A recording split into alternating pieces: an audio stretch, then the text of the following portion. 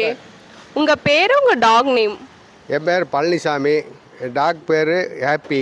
Okay. ஏன் ஹாப்பின்னு பேர் வச்சிருக்கீங்க? ஹாப்பின்னா மகிழ்ச்சியாக இருக்கிறதுக்காக ஹாப்பின்னு பேர் வச்சுருக்கேன். இதுக்கு 3.5 வயசு ஆச்சு. இது இது வந்து நரி கூட சேர்ந்தது.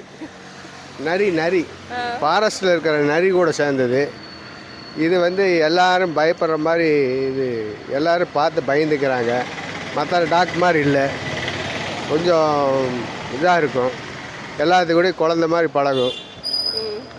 இதுக்கு வந்து டெய்லி சிக்கன் தான் சாப்பிடும். நான்வெஜ்.